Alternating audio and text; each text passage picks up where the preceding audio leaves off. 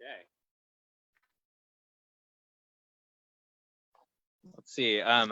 If anybody is listening, I'm not 100% sure. We're trying something a little bit different today. I'm trying to broadcast through Zoom. Reason being, I have some visuals today that I'd like to share with you that are going to look a whole lot better if I can do it using this software rather than showing you tiny, tiny pictures on my phone. So if you are seeing this, if you are tuned in, just bear with me for a minute. I just want to make sure everything's broadcasting all looking good on all fronts. Just give me one moment. If you are tuned in, please enjoy this beautiful view of the Redwoods. And we're going to be talking about the Redwood Canopy today, if you are tuning in.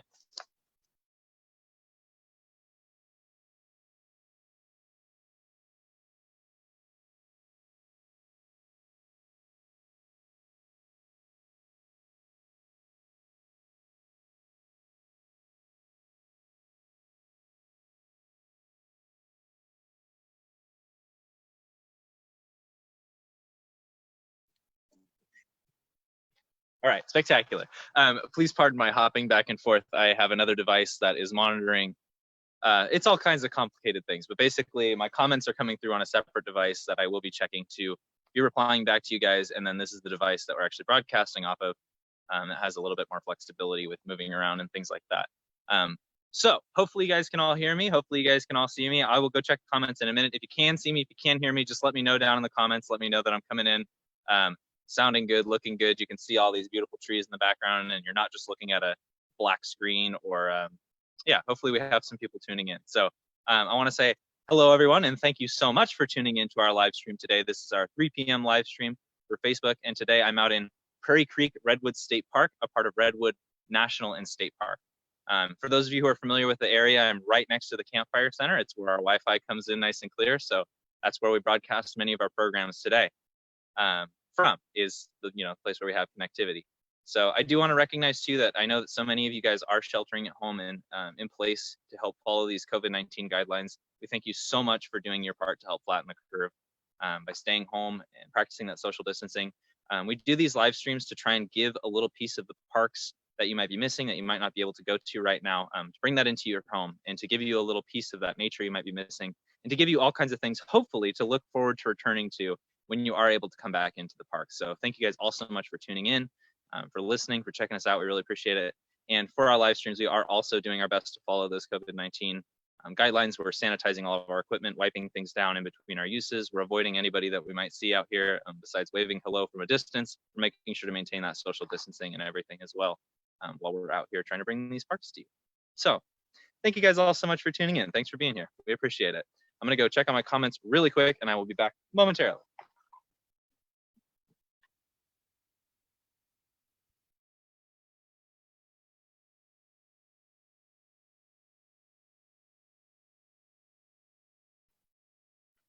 All right, awesome.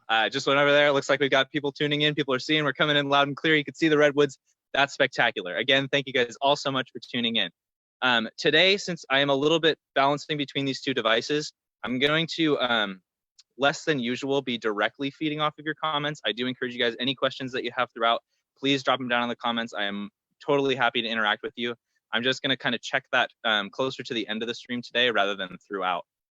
That way I'm not bouncing back and forth and you guys have all this time just looking at greenery, as much as it is beautiful.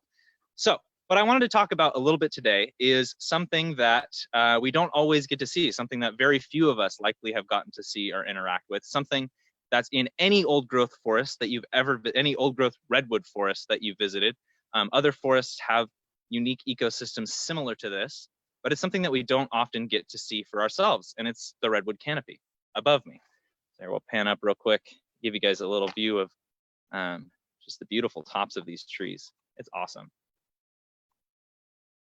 So the redwood canopy is a pretty special place and has got some pretty special life going on up there. So first off, let's talk about redwoods. Redwood forest has the densest biomass of any ecosystem. So what that means is that the density, essentially any area you select, any size you like, maybe a mile by mile, a foot by foot, an inch by an inch square, drop that down somewhere, and a redwood forest has the most mass of organisms living in that one place. Now, this is different than biodiversity, where a rainforest has the highest biodiversity per square foot, square inch, square mile, whatever measurement you choose.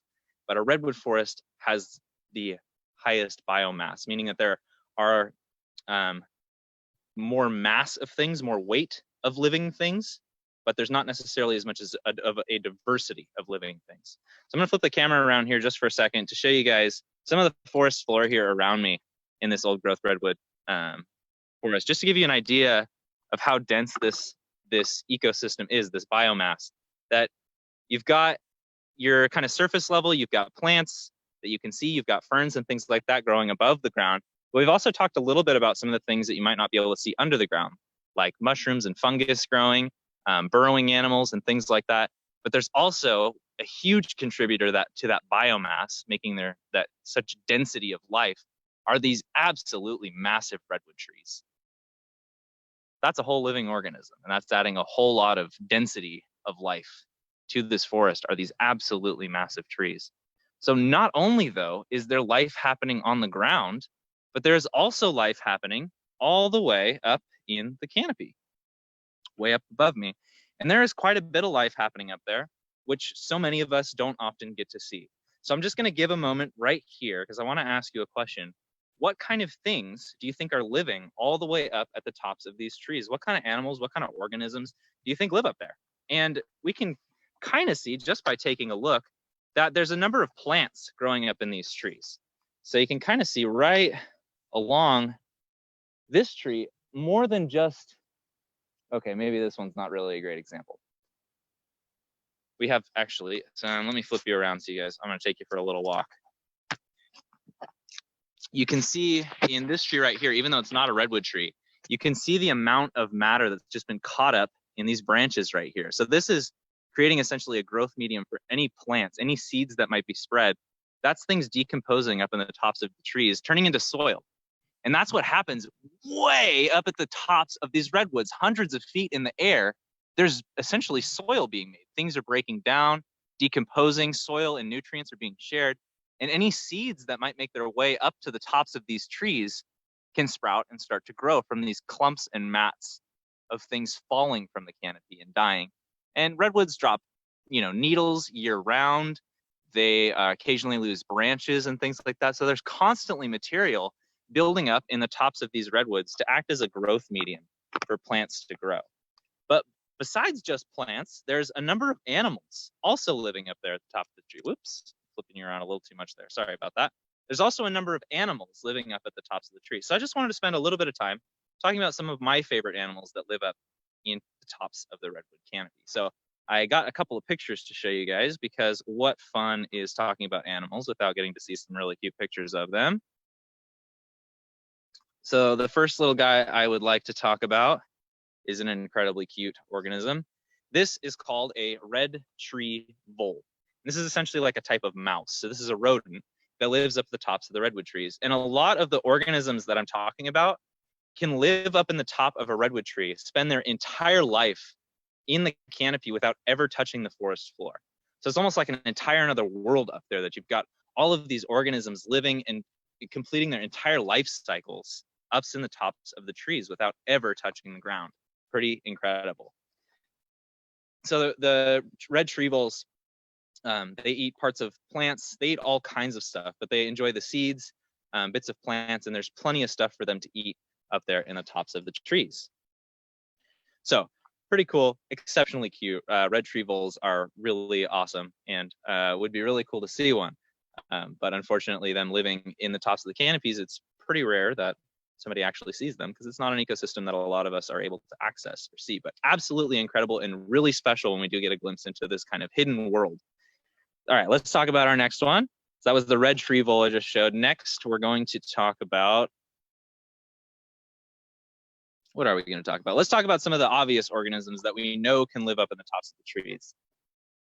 Birds. This is a type of owl called the northern spotted owl. This is known to live in old growth redwood canopies and is an endangered species due to deforestation. So the lack of habitat needed old growth redwood habitat and things like that. Less and less of that available. Again, only 4% of the original old growth forest remains. That's a historic range that used to go all the way down to Southern California that our current climate can't support. But only 4% of old growth forest remains. So it's not a whole lot of habitat. If you imagine where you're living right now, you might live with a bunch of people, or you might just live by yourself. But if all of you only had 4% of the space that you're used to live in, that would probably pretty drastically change your life, change the way that you live, change your day-to-day things that you do, and might make it a lot harder to do some of the normal things that you do. So that's the northern spotted owl that lives up in the tops of the redwood trees. I'm going to talk about another bird next, and this is kind of a pretty famous up here, up in the redwoods. People really like talking about this bird, and I think it's a little bit of an interesting story with this guy. So this is a marbled murrelet. Some of you may have heard of them. They are kind of they're talked about quite a bit as being an endangered species. And the reason that they are an endangered species is because also that their habitat is exclusively old growth redwood. But one of the challenges that they face is a little bit unique. So let me tell you a little bit about this bird. This is a marbled murrelet, and they are actually a seabird. They nest in old growth redwoods, but go out to the ocean every single day to catch food and live the majority of their life. So they nest exclusively in old growth redwood trees, and they have to have a single limb that is wide enough that they can make a nest and that their egg won't roll off. So they need really big trees to be able to have a nest on just a single limb, the way that they do. And they commute every day from the redwood forest all the way out to the ocean and then all the way back. And they also don't have a lot of offspring. And that's part of the reason that they're endangered, is because they don't have a lot of babies at a time. They usually only have one young. I believe it's one hatchling like a year. I got to double check my fact on that. But it's not a whole lot. They don't have a whole lot of offspring regularly. And what compounds this, what makes it even more difficult for them to survive, is people, as you might predict. But a little bit different than what you might imagine. What the reason that they are endangered is crows, ravens, and stellar jays, and those kinds of birds. Those kinds of birds, corvids they're called, don't regularly live deep in the redwood forest where you would find a marbled murrelet. But people camping, bringing snacks, bringing food, provides a resource that these corvids didn't usually have. They didn't need to go into the redwood forest because nothing that they wanted was there. But with us leaving all kinds of tasty snacks and tasty treats littered around the redwood forest, there's all kinds of things for these corvids to come in and eat. Once they start coming into the redwood forest, they're expecting to find food here. And another thing that corvids eat very regularly is other birds' eggs. So they come in looking for the tasty treats that we leave behind, but maybe they don't find anything. So, they've got to go eat some eggs. They fly up to the top of the redwood, and whose eggs are sitting there ripe for the picking while they're out to sea all day? A marbled murrelet eggs. And pretty commonly the corvids will eat those marbled murrelet eggs. And that's one thing that has caused a problem for this species, is the corvids coming in. So a campaign was started, Keep It Crumb Clean. If you've ever heard that, they boiled down this whole complex issue to just that slogan. If you can keep it crumb clean, if you can pick up after yourself when you are enjoying time in the redwoods, it really is going to help out this bird, this marbled murrelet. So that's a little bit of a long explanation, but I think they're a really interesting bird. My favorite name for them is the speckled potato bird, which I don't think anybody actually calls it, but I think they look a little bit like a potato and they're speckled, so it's fun. A speckled potato bird. Our next organism I want to talk about is not a bird.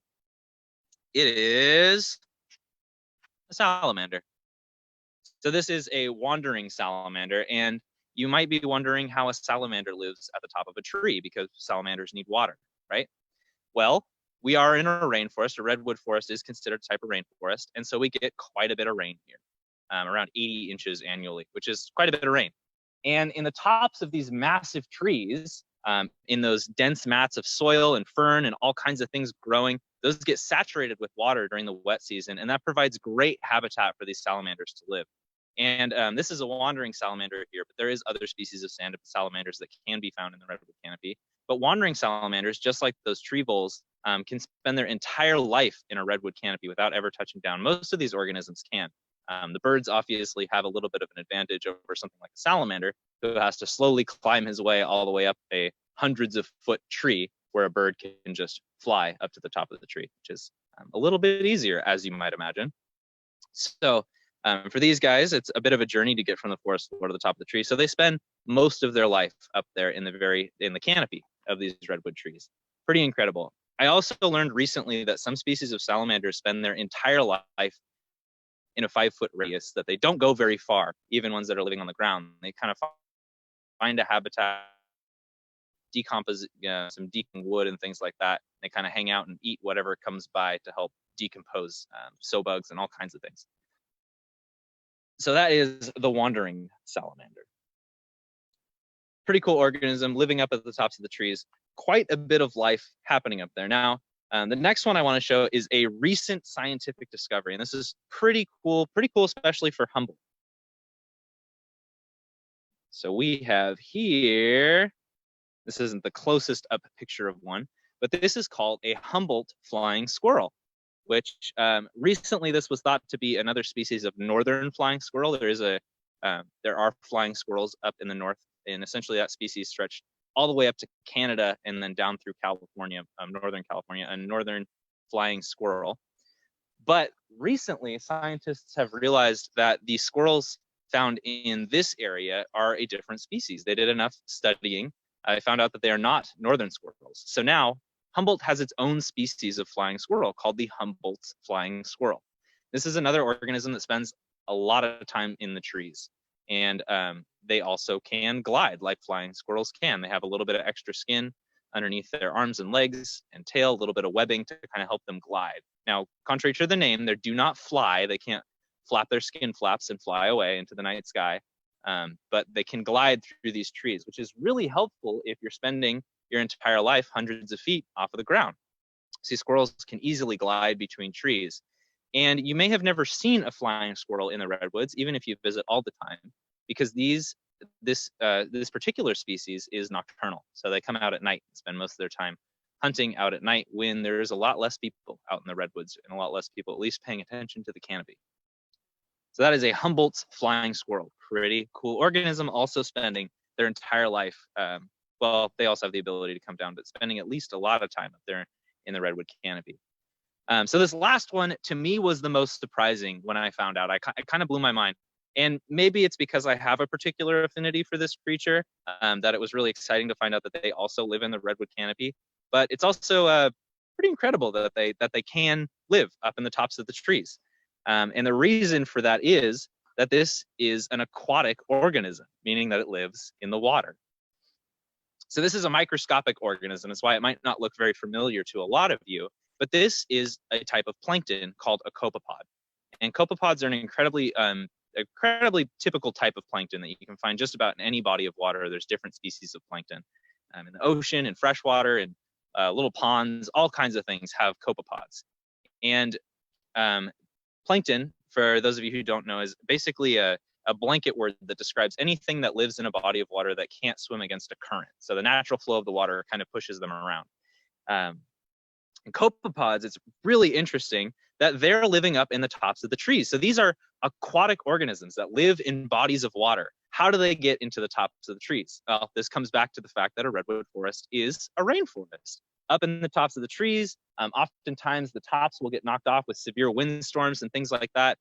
Fire, there's a whole bunch of different reasons that cavities can be created in the tops of the trees and get hollowed out for different reasons, that there eventually becomes a kind of divot. Then when it rains, that fills up with water. And they have found that in those ponds at the tops of redwood trees, in these damp areas, that there are microscopic copepods living in the water, plankton living in the water, which to me is absolutely incredible. And scientists are not 100% sure how these tiny organisms got all the way to the tops of these massive trees. One theory is that they're able to, during the wet season, kind of swim up the tree when it's saturated with water, that they're kind of able to work their way through that water because they don't need a whole lot of water to swim. They're microscopic. They can make their way even through a tiny bit of water. So swimming all the way up these massive 100-foot trees would be absolutely incredible. There's also a theory that they're able to get up there through evaporation, that they evaporate with water and kind of come back down through the rain. That is one theory, although I believe they found that one to be pretty unlikely because even as a microscopic organism, it's pretty unlikely that that they can be sucked up in gas, essentially, evaporation, water, steam, holding microscopic organisms. So anyway, copepods. And some of you guys might recognize this shape because a copepod was the inspiration for plankton from SpongeBob. So you can see he's got a nice little round body here. He's got one circular eye right there. Then he's got two antennas coming off. And these little things that look like feet, these are actually egg sacs growing right here. And if we gave little arms, and there you go. There's my very crudely drawn plankton from SpongeBob. Hooray. So those are some of the organisms that I just find absolutely fascinating living up at the tops of a redwood tree. Now, while most of us are never going to get the chance to go up to a redwood canopy or even see and especially see these organisms in action living in their natural habitat, California State Parks North Coast Redwoods is hoping very soon to give you a little peek into these canopies. So we have just gotten cleared to talk about this project that I've been working on for quite a while, which is going to be a 360 canopy tour. We have used 360 cameras to capture images from the tops of the trees, and we're basically going to turn this into a virtual tour for you guys. So very soon, you're going to be able to check out these videos, go up to the top of a tree, move your phone around or drag or click around your screen, look all the way around you. You're going to be up there with two scientists talking about this extraordinary ecosystem that's up in the tops of the redwood canopies. This is something really special. It's going to be coming soon. It will definitely be all over our social media once it's up. So that is some of the things that can be found in this incredible ecosystem existing in the redwood canopy that so many of us may not get to experience, but this is in existence over your head anytime you're in an old growth redwood canopy. There's these incredible things happening right above your head, this incredibly active ecosystem that so many of us don't even know exist. The tops of these trees were thought to be completely devoid of life until the 1970s. Scientists started climbing up there and realized that there is a whole bunch of things growing up there and living up there, that they thought it was similar to a desert, that there wasn't a whole lot of organisms living, and those that were really spread out, and that there wasn't a whole lot of biodensity or a lot of things living up there. But when the research started in the 1970s, they found that there is tons of stuff living up there, and some organisms, like I said, that only live in the tops of redwood trees and never come down their entire life. Tons of stuff to eat, tons of places to live. It's an incredible place to see. So hopefully we'll be bringing a little piece of that to you all at home very soon. With that, I'm going to wrap up today. I'm going to go take one last peek at your comments. Hopefully actually, I'm going to bring you with me. Why not? So I'm going to take a peek at the comments real quick and see if we have any questions that I can help out with. And again, you guys are always welcome to ask questions. If I'm not able to answer your questions, I will always come back, do a little bit of research, and happily provide as much information as I can. So let's see what we've got here.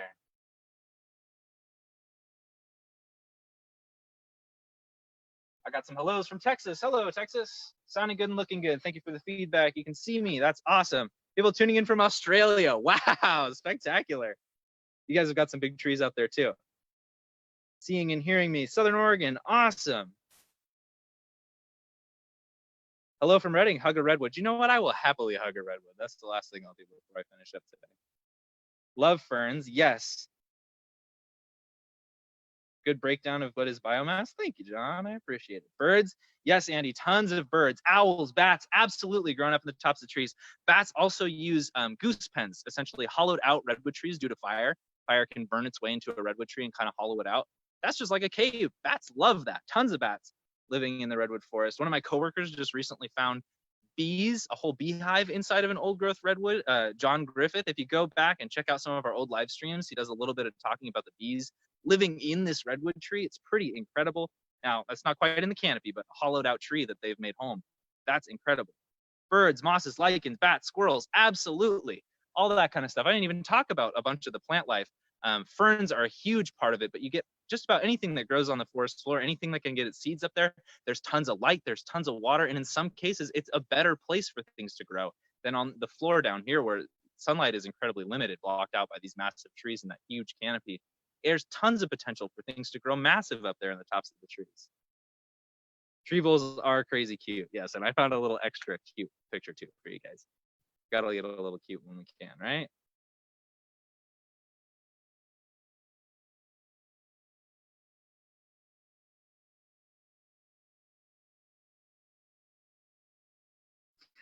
Thank you guys for your comments. These are awesome. These are awesome. Potato bird is the greatest name for a bird I've ever heard. Yeah. Humboldt flying squirrels, absolutely incredible. There are so many amazing things living up there. Picture from Zoom is super clear, but it makes me feel a little sketchy.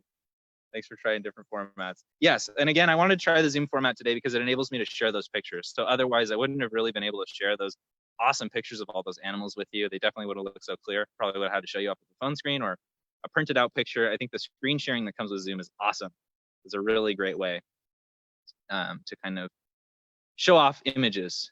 Really works good for us. Ooh, somebody said they have seen, Kim Cabrera has seen the Humboldt flying squirrel jumping between the trees in the night. That is awesome, awesome.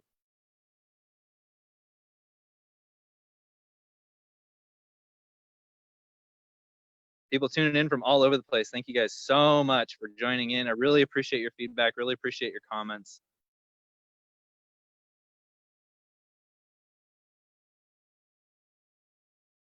Sonoma tree vole also living in those trees. They prefer Douglas fir. That is a great question, Kim.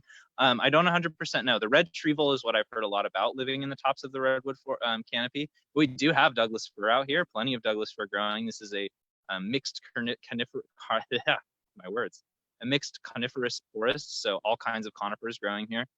Redwood trees dominate this ecosystem, but you do have things you know, like Douglas fir, like Sitka spruce. There's a number of other conifers growing in this forest. So I wouldn't be surprised. I'll do a little bit of research and see if I can't find a definite answer for you, but we definitely have some trees for them to snack on. All right.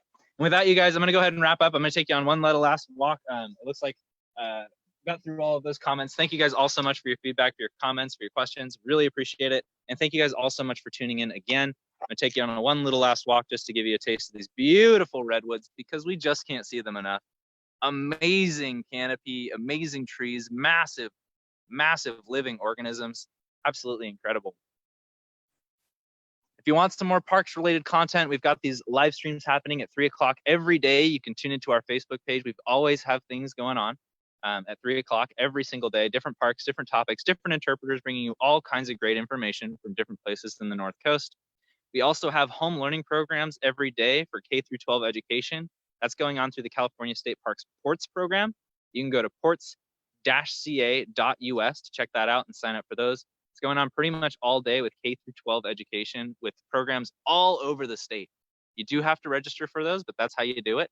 And those are some pretty incredible programs as well. Be on the lookout on our social media and everything. Very soon, we're going to be releasing these 360 canopy tour videos. They're absolutely incredible. I've been working very closely on this project, and I can't wait for you guys to see it. So that's going to be something coming very soon. Keep an eye out for it. Tons of stuff to check out on our Facebook page. We love to bring these kinds of things to you. So thank you guys all so much for tuning in. Appreciate you guys being here. Love your questions. Love your curiosity. But with that, I'm going to finish up for today. Thank you guys so much. Hopefully, we'll be talking to you again soon. Again, I'm out in Prairie Creek Redwood State Park, part of Redwood State and National Park. Hopefully, we will be seeing you out in these parks very soon. Thank you guys all again for tuning in. We'll talk to you later. Now, let me see how I am.